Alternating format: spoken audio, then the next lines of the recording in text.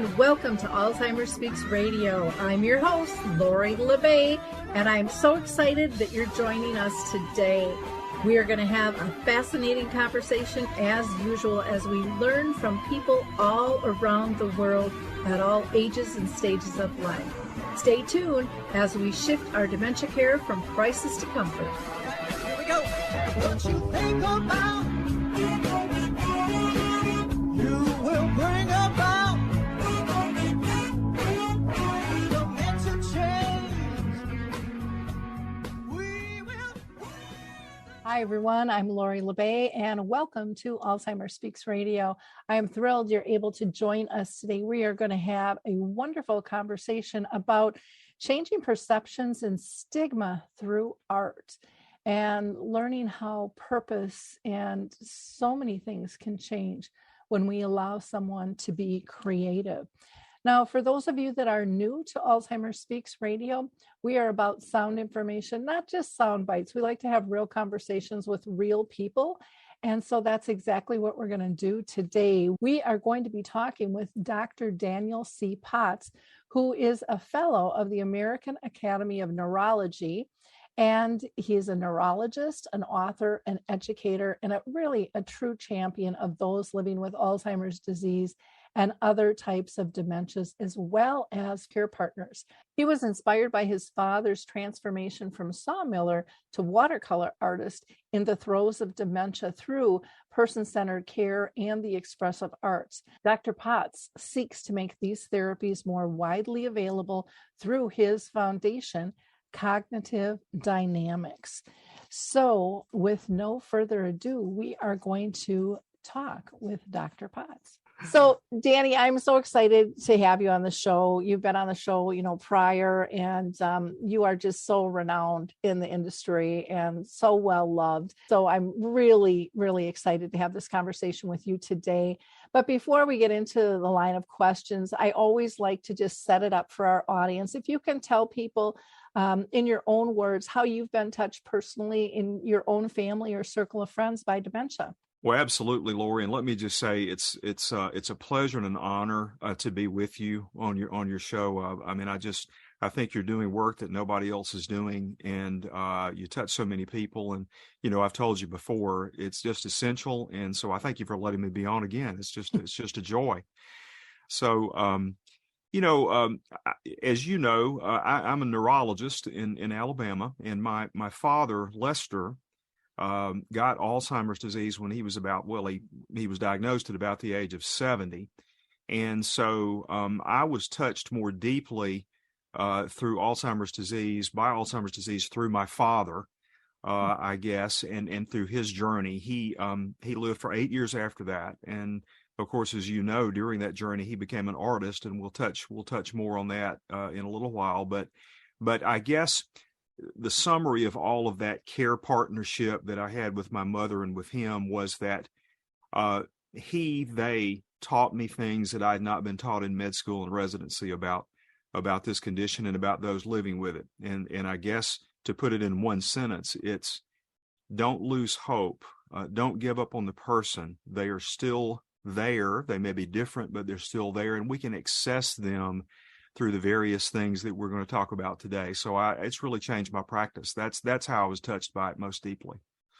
Well, one of the things, with neurologists, there's a lot of different specialties. Were you specializing in dementia prior to your father? No, I was a general neurologist and still really am a general neurologist. Mm-hmm. I've been in private practice, a little bit in academia, and then now at the VA. So I see all comers. But I took a special interest in dementia, of course, after while I was walking through the care partnership with Dad and Mother. So I don't have a fellowship in dementia, behavioral neurology, but I've become interested more because of that. Okay, sounds good. Can you tell us a little bit about, your dad and his art? Because I found that fascinating, when I first heard about it, and just being able to see it, I know changed my perceptions of what is possible. Well, thank you. It's a story that doesn't get old for me. It's just changed our lives. Dad, a rural Alabama sawmiller farmer, grew up in the country at the tail end of the Great Depression, was a utilitarian soul. Everything he did was about accomplishing something, about work, saving, and all that stuff. And so he never would have even explored, much creativity. I mean, he was creative because he built stuff and other things, but he never would have explored art. So we were amazed after Dad got the diagnosis and was struggling through Alzheimer's when he went to an adult daycare center called Caring Days here in Tuscaloosa that had the expressive arts programming that we all love. And so he met a retired artist named George Parker there. George, not an art therapist, but just an artist who was giving of his time. And Dad started bringing home watercolor art on little 9x14 canvases. Well, Mother asked Dad, honey, where did you get that? That's a beautiful little hummingbird was the first thing he brought home. Where'd you get that hummingbird? It's lovely. Oh, I did it myself. Oh, surely not, honey.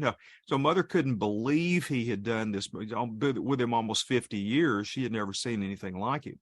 So he brought home over 100 after that, over 100 watercolor paintings, amazing things. And most of them were scenes from his childhood that we were able to identify, persons, images, wood, saws, that sort of thing. So he was telling his life story through it. And we just were blown away by this. And so I, for one, was struggling through this with Dad. I felt like a failure because I, a neurologist, was not able to offer the kind of help to him or Mother that I really wanted to. And Dad sort of rescued me through the art. I mean, it's the most amazing thing. And so it really spoke to me about his person still being there, that was being expressed when he couldn't really do it through words anymore. And what it drew out of me was, okay, I need to listen. I need to watch.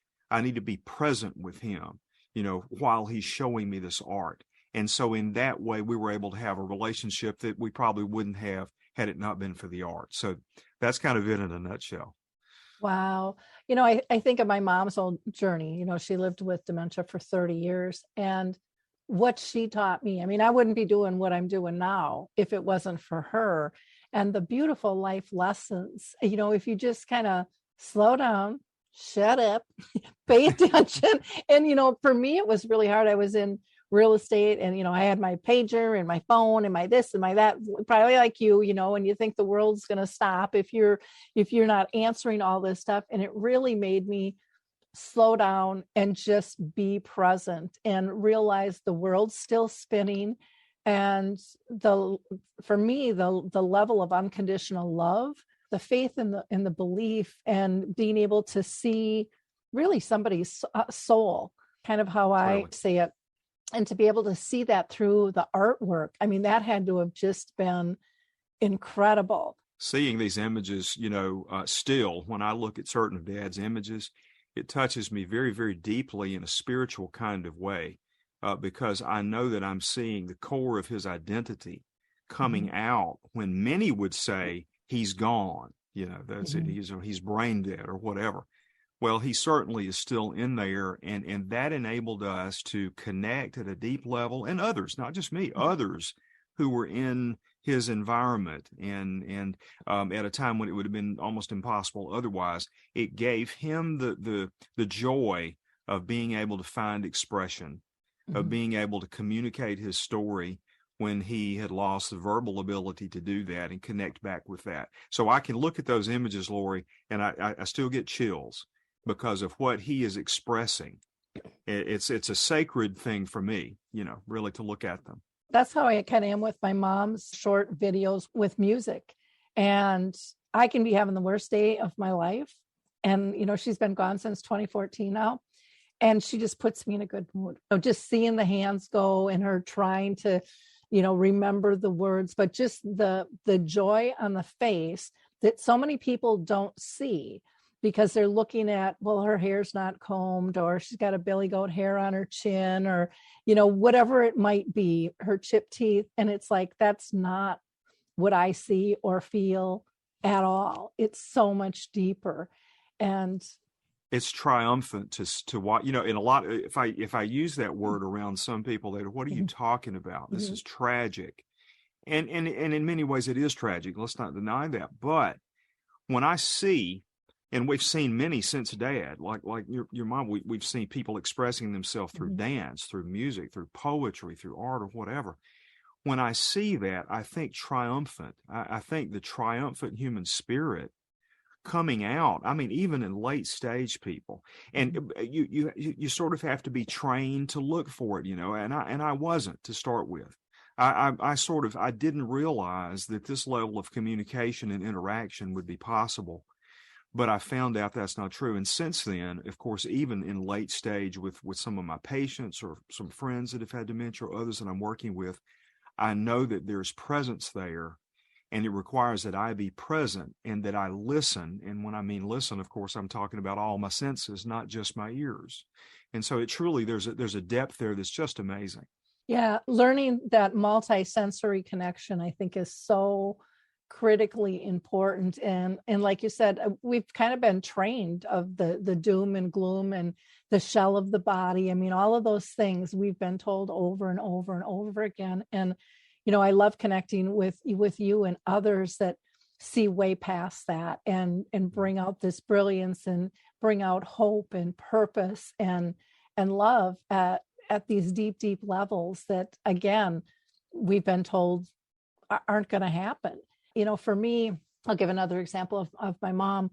I was sharing the music video with a friend of my mom's who could not go visit her. For 10 years, my mom was in a nursing home, and she just screamed when she looked at this thing and said, "I thought you were taking good care of her," because my mom didn't look. She didn't have her makeup on and the whole 9 yards. And here this 76-year-old woman is screaming at me in a restaurant. And I kind of got this nervous giggle because I didn't know what to say, because I was so proud of this picture. To me, it was just pure joy. And then I remember looking at her and I said, "Thank you, Kay. Thank you. What are you thanking me for?" And I said, "Because until this moment, I didn't know that you don't see what I see." She's like, "Well, what the heck do you see?" Because, my mom's teeth were, I tell people they look like a rusted chainsaw with fried rice hanging off them. I mean, they were chipped, they were broken, they were gross, but, toothbrush scared her, all of those things. And so I went through, the glint in her eyes and the dimples. And I said, "Kay, this is pure joy for my mom now." And, I think she kind of understood a little bit, but I said, it's not about fingernail polish and red lipstick and, the hair being done. I said, this is pure, raw joy. I said, when I look at this picture, I hear my mom giggle. And I'm sure you have those moments too, where your heart just melts. It does. Because the connections are so, so deep. So, from this experience with your dad, I want you to tell us about your foundation, Cognitive Dynamics, and the expressive art program, that you've brought to life, bringing art to life. I just think this is brilliant, and more people need to understand this, know about this, and learn what is possible when living with dementia. Well, thank you. I really, it came out of the heart of Dad and his care partners, and including the folks down at Caring Days who really, really knew how to do it and really honored him, the person he was. But, we had all this art that Dad had created after he passed away, and we had all the stories and all the relational stuff and the educational piece also, because students had been learning, during this time. And so we said, we got to do something with this. So we decided, our family did, to create a foundation, Cognitive Dynamics, a 501c3 based here in Tuscaloosa, Alabama, with the express purpose of providing opportunities for people living with dementia and care partners to have expressive arts experiences and enrich their lives through that. And so we started a program called Bringing Art to Life very soon after we created the foundation. And that program, basically what it does is it pairs students, and these can be high school students, college students, professional students, with people living with dementia in care settings, various kinds of care settings, in an art therapy experience. And so we usually do it as a class at an institution. For instance, now we're doing it at the University of Alabama as a psychology class for juniors, but we also do it in Chicago and Birmingham, some other places. But we teach the students, we give them a little background, of course, on dementia, Alzheimer's and other dementias, the communication piece, how to do that, the research that's going on, how to be present, how to center. We do a lot of mindfulness techniques with them.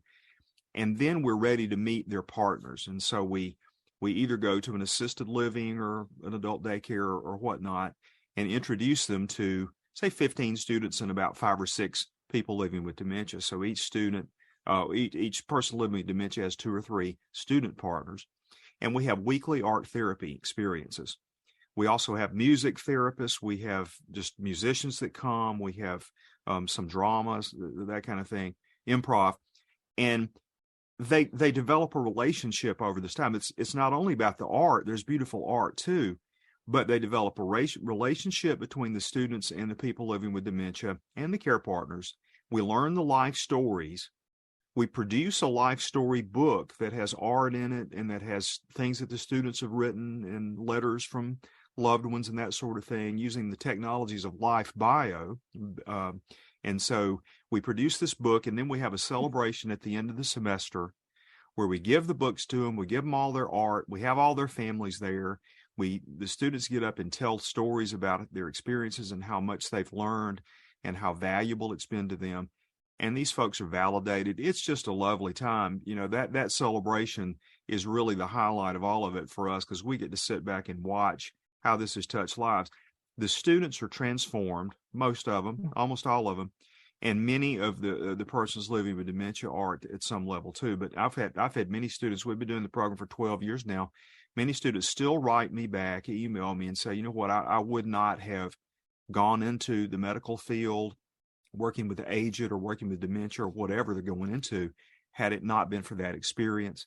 And so, and I get to sit back, Lori, and you know, absorb all of this and grow as a person, as a neurologist, and I've got all these stories. And so that's where the book came about, by the way, is because I've got to write this down. There's so much richness here. And so that's the program, and we love it. We've done research on the program that we know. So we know the program does build empathy in students. We know that it makes kids want to go into fields where they'll work with people with dementia and the aged. We also know it's a stigma reducer. And it has other benefits too. So we really love doing the program. It's kind of the highlight of my career, really. Oh, definitely. Well, and I just think, you know, when you had mentioned, you know, how seeing your dad's artwork really transformed you as a son, but as a neurologist in terms of seeing things, and to be able to get students excited about working in the medical field, you know, working with our seniors and our elders and people with dementia.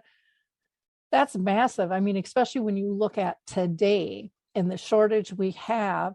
To me, these are the types of programs that need to blossom all over the world to help get people back to being person-centered, or what I like to say is relationship-based. That's typically what drew people into to start, and we've kind of imploded on that. And we've gotten forced to be so task-oriented, and regulations I know are needed to a point. But when we lose the humanity, when we lose the purpose, when we lose the dignity within that, and we're not giving people the tools to just be able to breathe and go, I'm glad I'm here. You know, Right. I think we've lost that. I'm glad I'm here. I'm making a difference. We're making a difference together. And, you know, like you said, changing the stigma on all different levels. And my guess is when you gather in a room, just like with Alive Inside, you know, when the music hit, it changed everybody in the room. It wasn't just that person listening to the music, but everybody was like, I didn't know that was possible. And it's That's like right. you're just birthing miracle after miracle in terms of hope. And that's pretty cool.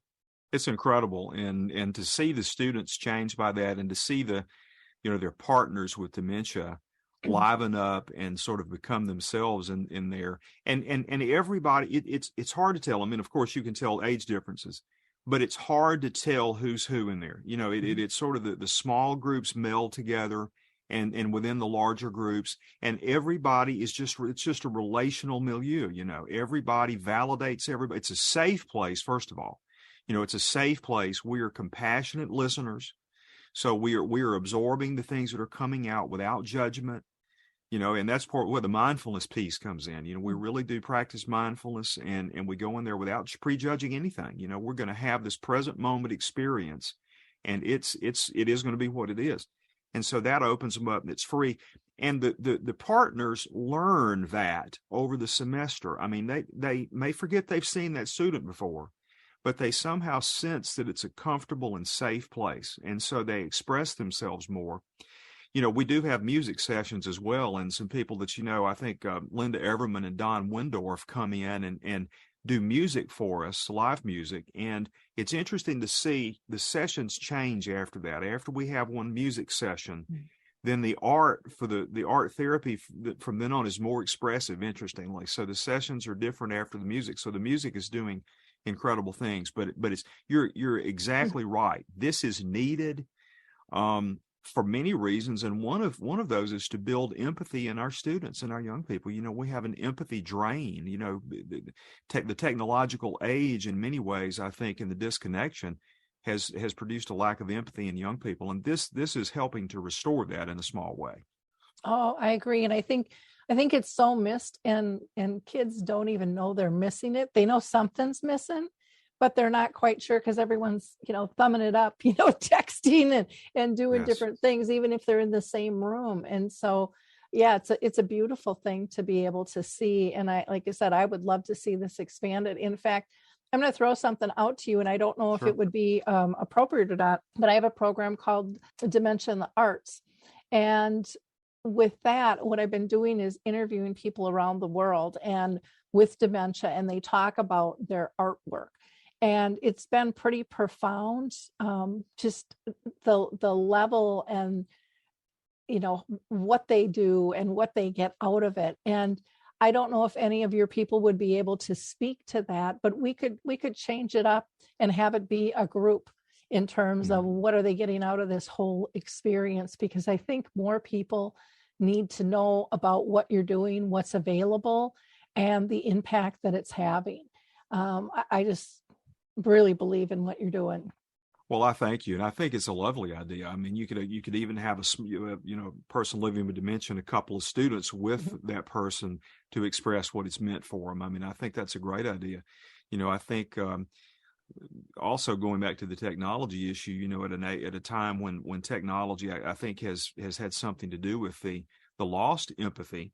We also utilize technology in sort of fresh ways in the class. And one of the things we do is we work with embodied labs to expose the kids to a virtual reality first-person dementia experience so that they can go through some of the modules and be a person living with Alzheimer's or living with Lewy body dementia. And that's been helpful too. To get them, because they're so into tech stuff anyway, and that's one of the ways to work on the empathy as well. But no, I think being on your program would be wonderful, and I'm sure we could find one of our partners that would like to to do that. Yeah, and then on the side, I always have resources, and I would love to list cognitive dynamics on there for people as well, to be able to reach out to you, because they're just so profound.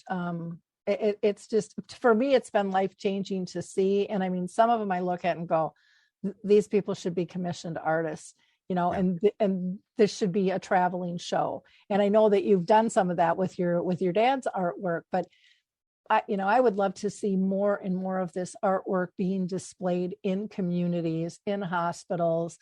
I just think it's a wonderful way to connect, give hope, be creative, and just catch people off guard where it's a more comfortable conversation for them to be able to sneak into. I agree. And I think to get the art out there, I think, programs like yours are essential. I know you're seeing more, art from people who are living with illness. I think that, for instance, Practical Neurology, which is a journal that we're familiar with, that goes to every neurologist in the country, they've started using artwork on their cover, and then they profile the artist in the magazine. They use Dad's art for one edition, but I think it's so important to get that out there. This gives hope to so many people.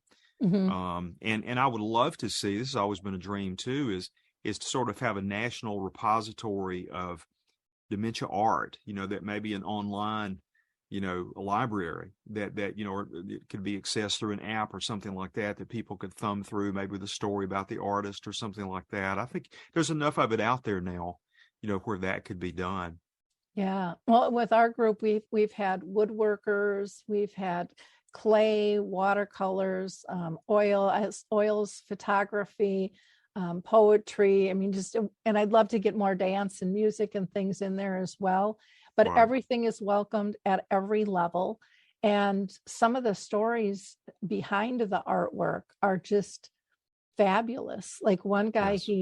he had a clay piece, and it was, just kind of a gray square. And he showed it to us, and it had 2 slits for eyes and a slit for the mouth. Right. And I know better, but in my mind, I was thinking that's basic. And I've told him this, but I mean, and that just came out. I mean, it didn't come out of my mouth, but it popped into my mind. Yeah. And I kind of slapped myself, going, Lori, you know better. Yeah. And then he went on to explain it. And he said, this is how people see me. I have lost my affect. I don't have emotions anymore. Yeah. So this is who I've become. And then he turns this square clay piece, and you see yellow and blue and green flowing out the back of the head. And he goes, and those are my memories. And I have no idea when they're going to, and it was just the most powerful How description. creative is that? Wow. I know. So, I mean, there's so Amazing. much behind all of this stuff. It's just incredible.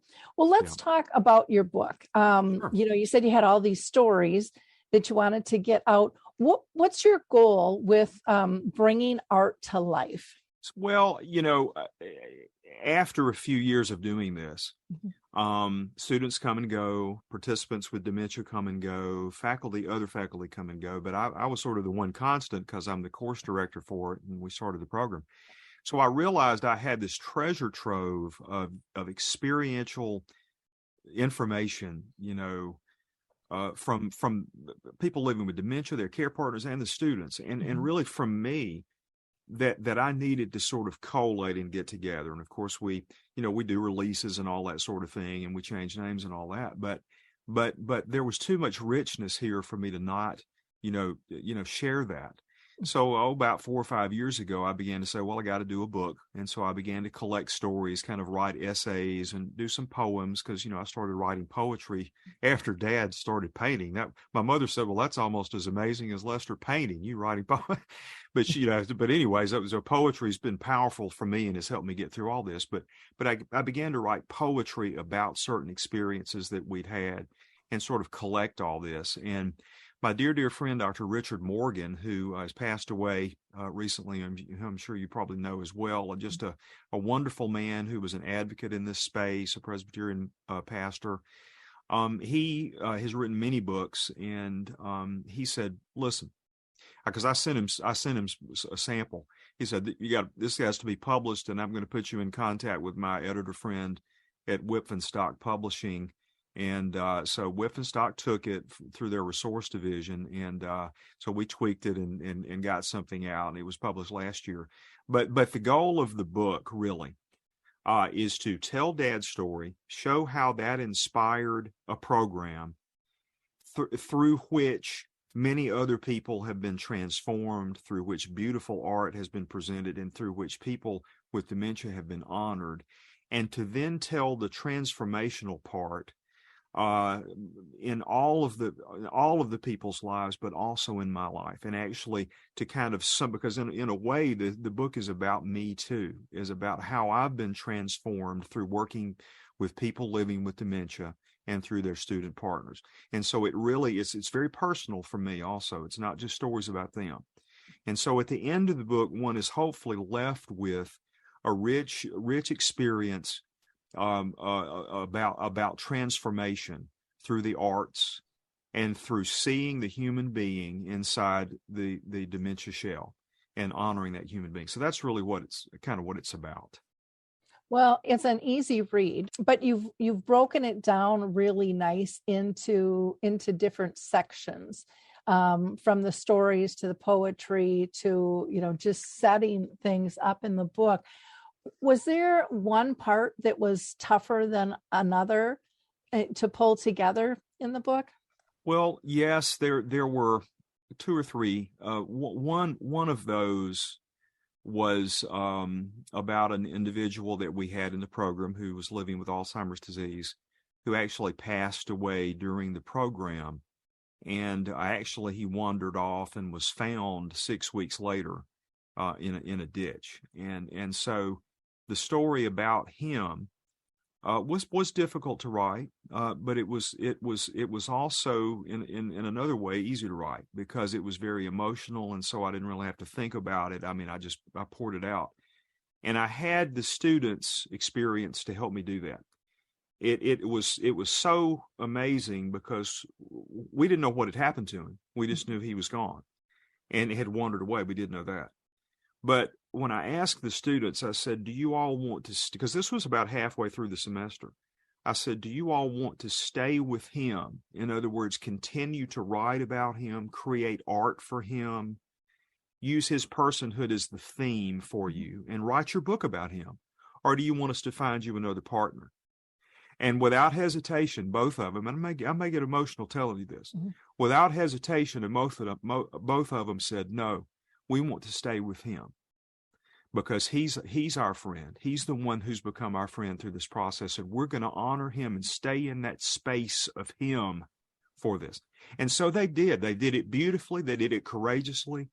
And what we had left was at the final celebration, we set a chair for him, and they got up and they showed his art, and they showed his book that they'd created, and they told everybody else about him. It was as if he were there. And I told them later, I said, you know who else was there? I said, my dad was there too, because my dad was very much like this gentleman. And I said, I know they would have been friends. And I said, and see, by that time, we'd found out what had happened to him. So we found out at the end of the semester what happened to him. And so they knew that by the time of the experience. But it wound up being a very, very healing experience for all of us. And God bless the family and everything. But anyway, that was hard. Telling about my dad's death experience was somewhat hard. And then the last thing, telling about my own darkness, that was exposed during this process and how that was healed to a certain extent through the program. That was hard too. But at the end of it, I look back on it and say, no, it had to be done. And I'm so glad that I was able to do it. Well, and each one of those, like you said, is a healing process. And you got to kind of go through that darkness to get to the light. But, when you were saying, nope, they wanted to stay with him, they wanted to honor, I was getting teary going. Yeah. And I can see that. I mean, these relationships are powerful, and they need to be honored. And what a beautiful way to do that. And then to be able to give that book to the family. I just think, wow, what a legacy. Lori, it redefined for me what personhood means. So it for me now, personhood is much larger to me than an individual. And it's about the impact that individual has had on others that are in relationships with that individual, and the change that it brings in those folks. And it really goes on. And I've talked to Ian Kremer and others about this with Lead Coalition. It goes on somehow. And of course, we can have our spiritual beliefs too. We believe that someone does live on. I do, in faith, but by faith, believe there's a life after death. But even among those who are still living, the person's still there through the love that we have for them and the way that we honor their memory. And so it was a beautiful example of that. I'll never hopefully forget that. Well, and again, it's those lessons we learn on this journey that stay with us. The lessons your dad taught you of what you're doing, the lessons my mom taught me of what I'm doing now. And those, it truly is just an ocean of ripples. And I think that's one of the things we're missing in today's world is people not understanding the impact each and every one of us has on so many people that we might not even know. We may have never talked to them. It might have been a glance walking by them and just a smile. But we're making choices every single day, and we are much bigger than ourselves. Yes. And I think that once you accept that, you see yourself differently and you see others differently as well. The story piece, you're exactly right. The story piece, we learn through stories, we remember through stories, we become a part of each other's stories. And I think the story part is so incredible. I mean, all the students have stories about this they can tell. I told some in the book, but there are many more. But we sort of are a part of each other's stories, and we accompany each other through those things. And I think that's just like a quilt. It's like my friend Linda who quilts in the Alzheimer's Quilt Initiative and all that. It's like a big quilt of these elements of our personhood that we live through.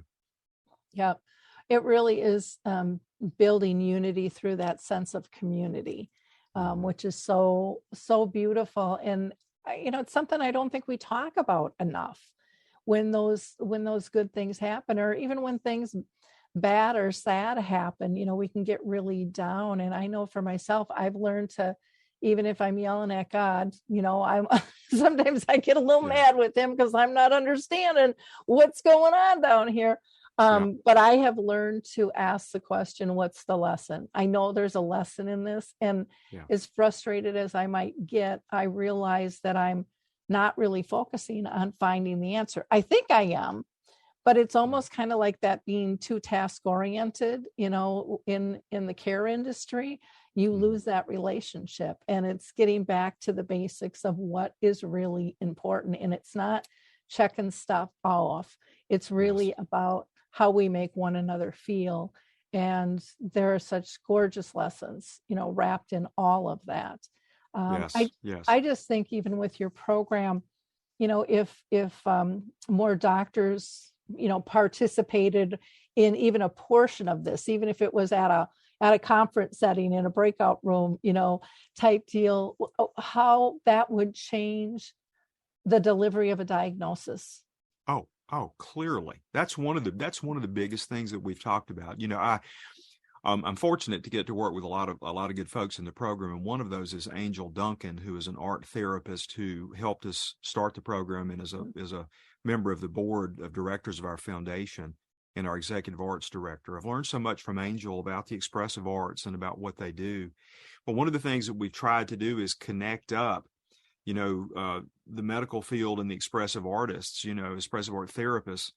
And of course, Angel wears a lot of hats. One of those is in Alzheimer's and dementia research and imaging research and all of that. So she lives in both worlds, and so she easily connects them. But in my world as a neurologist, I know that there are not enough connections between the various disciplines, and we tend to be insular, and so there's a lot of collaborative possibility there. One of the things that is you just touched on, and I think it's so important, is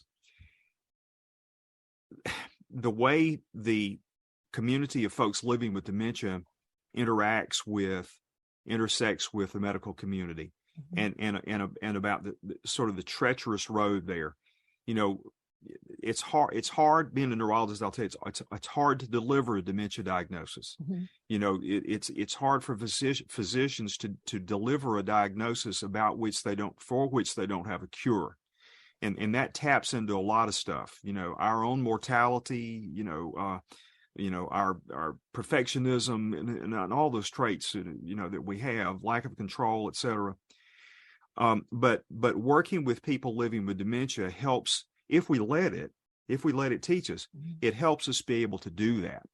One of the things that happens in these art therapy sessions, and Angel could talk about this well, and other art therapists, is that we all have traumas, we all have wounds that may be very deep, that may have happened a long time ago, and that we're going to have to deal with in our lives. And at some point, we got to make meaning of that, or we're going to die a bitter person, And so if you're living with dementia, it becomes tough I'm sure, to be able to do that, to tie those knots up and to deal with it. Well, the expressive arts help us do that. And one of the things that art therapy does is it helps people to express with and deal with those those previous woundings, attachment wounds and traumas and stuff, through the process of creativity and bring some healing to that, so that we were able to incorporate some of these wounds in the tapestry of our lives.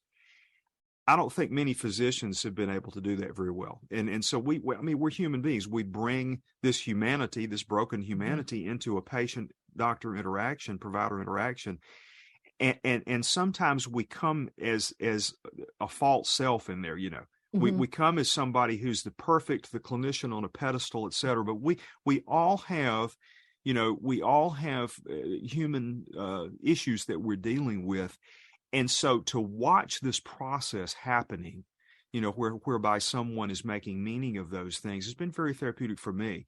And I think there's a lot we physicians, and really anybody, can learn about the importance of, dealing with our own humanity in the relationship with others. Does that make sense?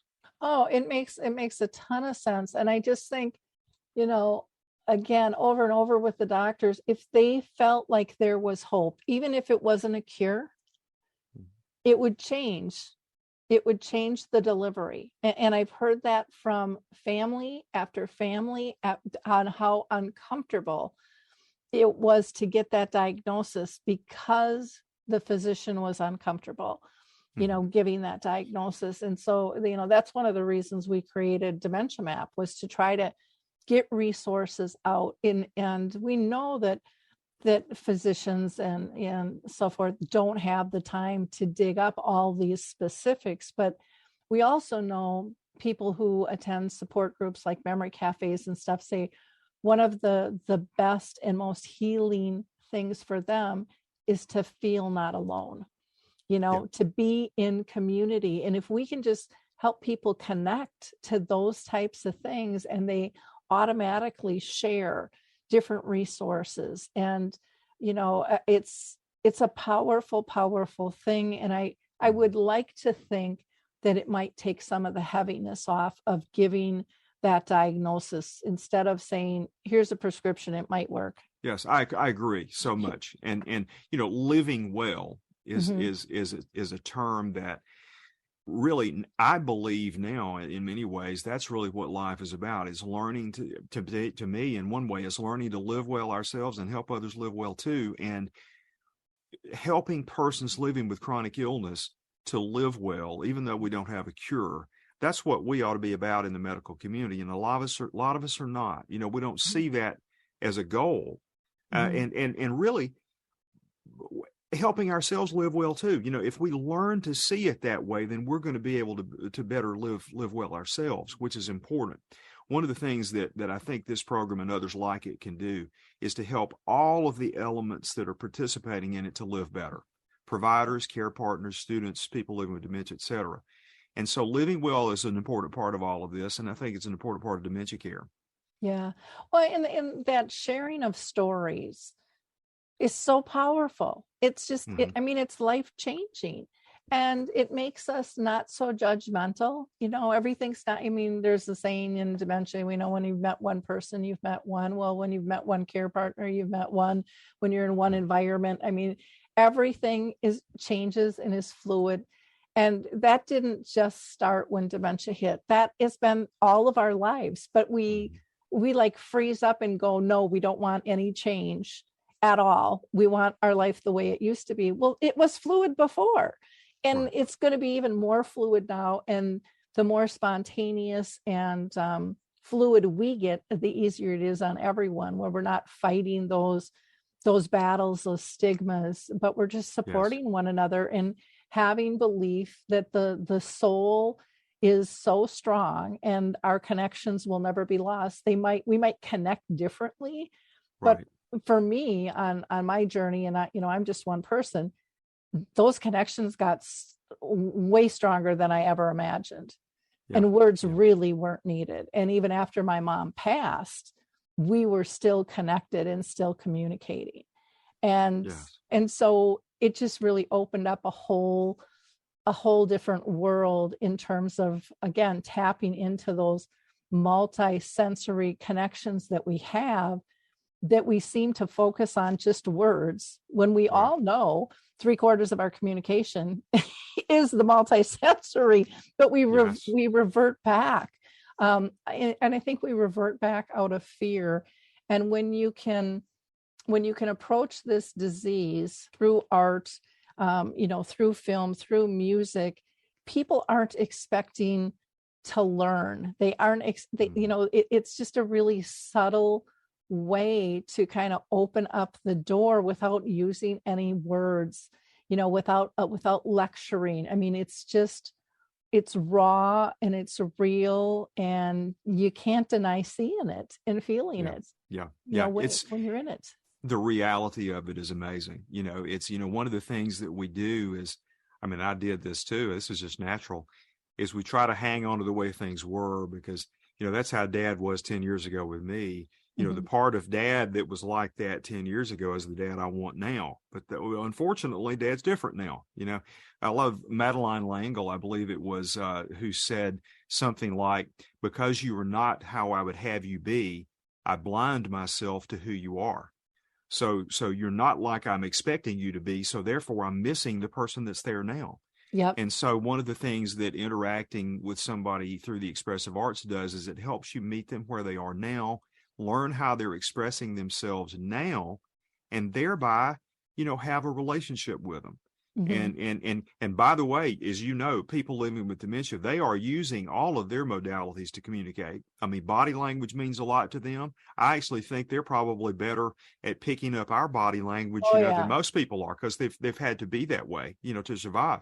And so it really brings. So Dr. Jim Houston, who is another person that's been a mentor of mine, said, talking about his wife Rita, who had Alzheimer's, he said, she's bringing things out of me that are potentials for my own growth. Mm-hmm. And that's the way he saw it. It really is pulling out that love, that listening ability, that present-centeredness, this growth experience as a care partner. It is pretty incredible.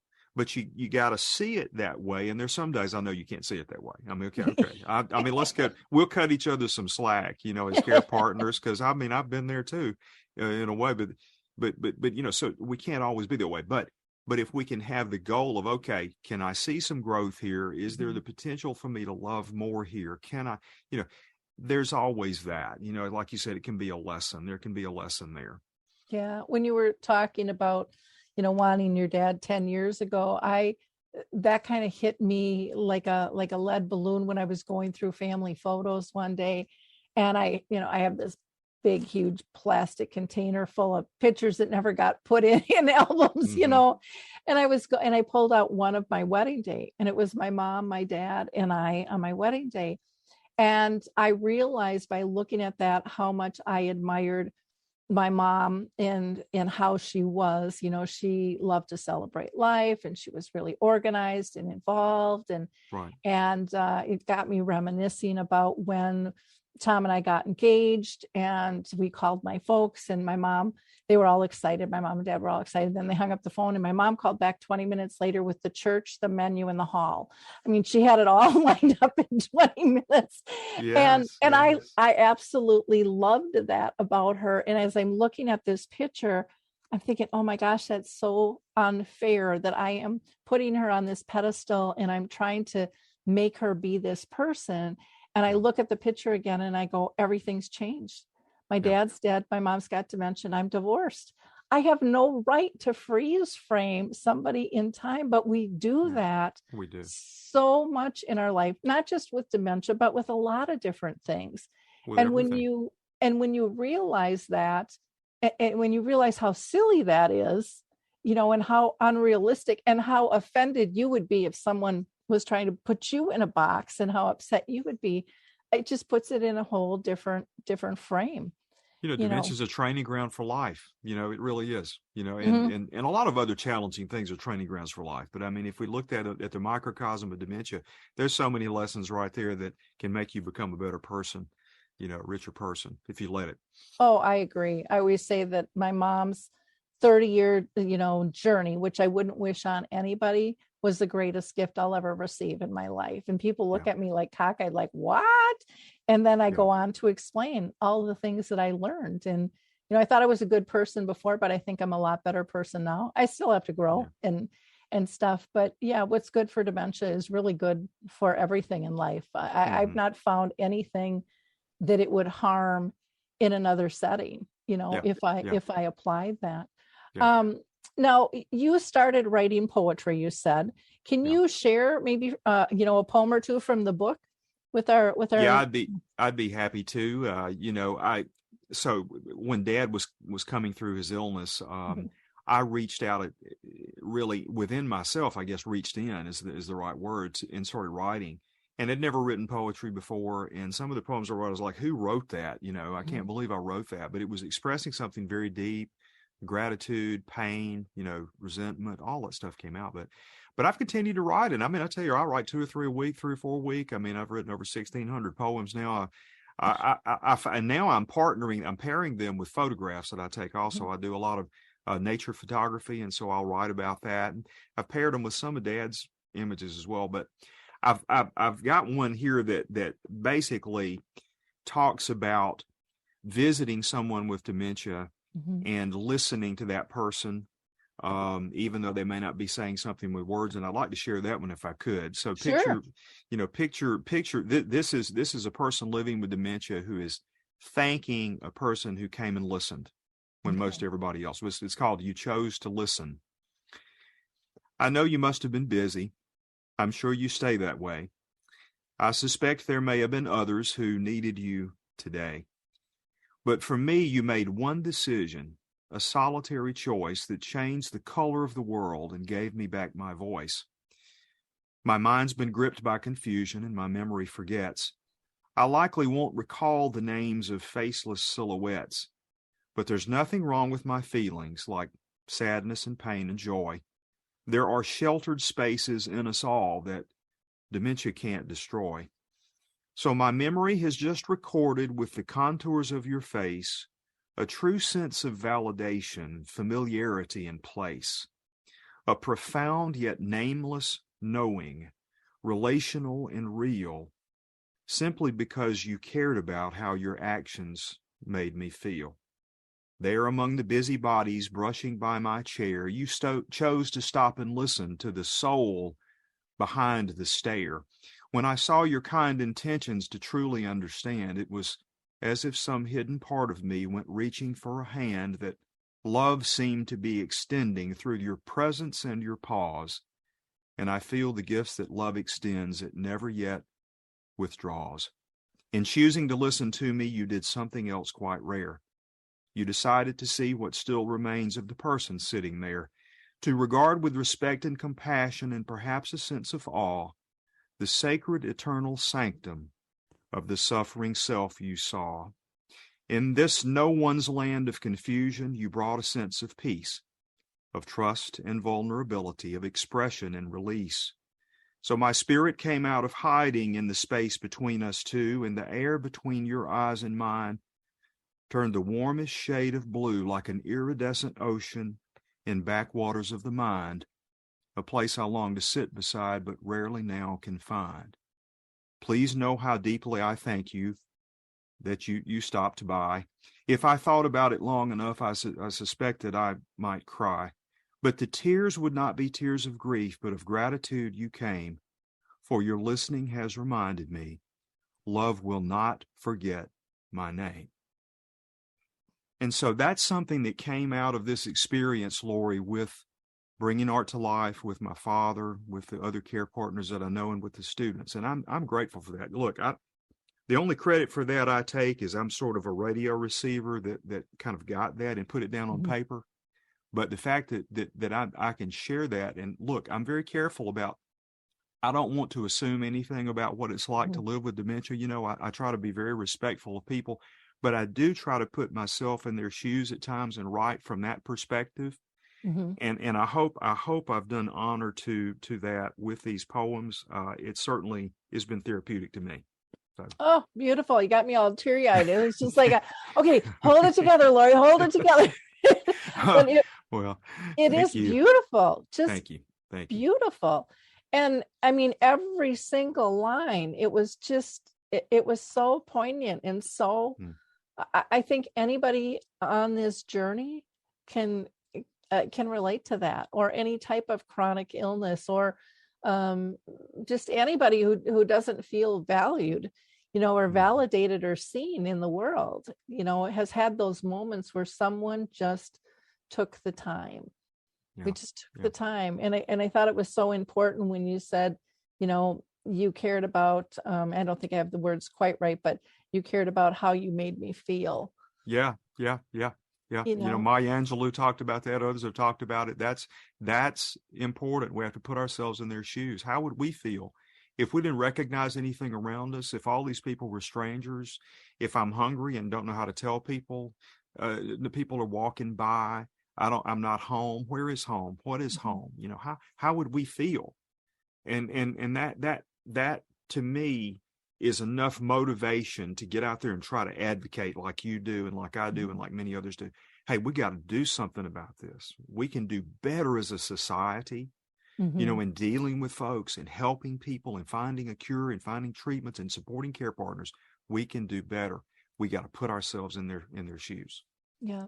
And I think, I think those words are much bigger than just dementia. I think that's part of the separation is everyone is thinking no one understands me, and people are picking sides instead of really having some empathy and wanting to learn what is it like, and just being kind, or even how we phrase things, the tone of voice,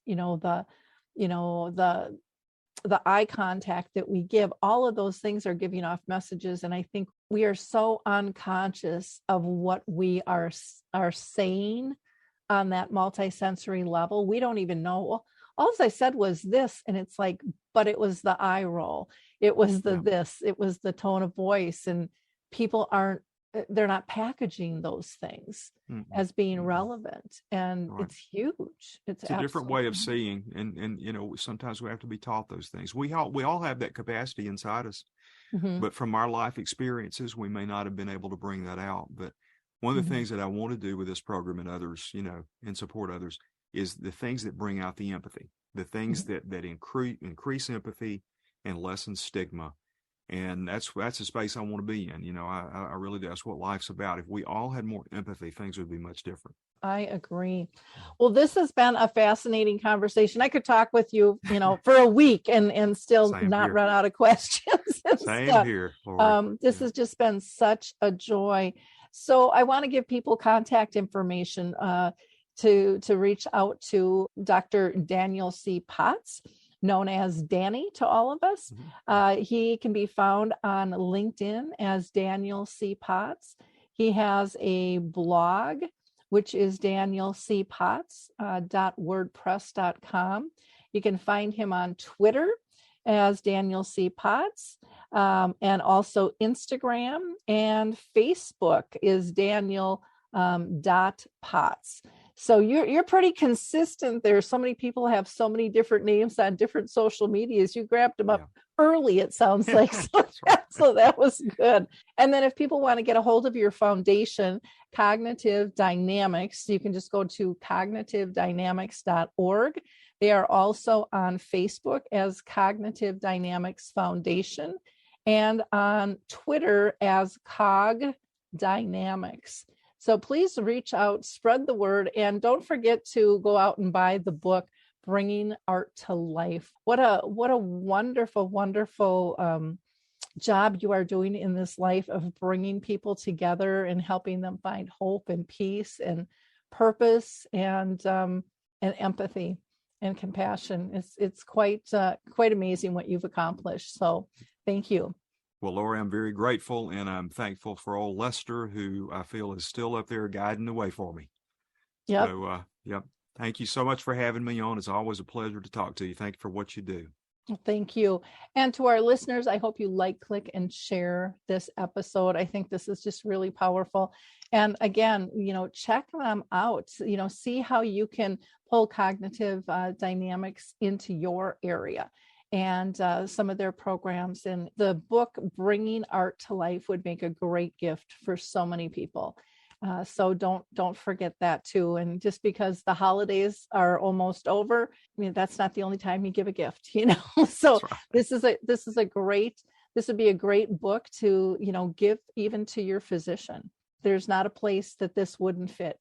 Tell your libraries about it. There's a lot of dementia friendly areas within our library systems, our schools at all different levels. It's endless. So again, thank you so much. And we look forward to having you back with an update later on, because you're always moving and shaking and making life a better world for all of us. So thanks, Danny. Look forward to being back with you. Thank you. Bye-bye. Bye-bye. Hey everybody, Jared Sebesta here, host of Retire Repurposed. This podcast is dedicated to help people transition into fulfilling and purposeful retirements. Retirement is a big life change. In fact, the two most dangerous years of a person's life are the year they were born and the year they retire. Few people could just flip the switch from working a career 30 or 40 plus years, retiring on Friday, without methodical steps to living what we call a repurposed retirement. To listen now, search Retire Repurposed on your favorite podcast platform, Senior Resource, or Life Audio.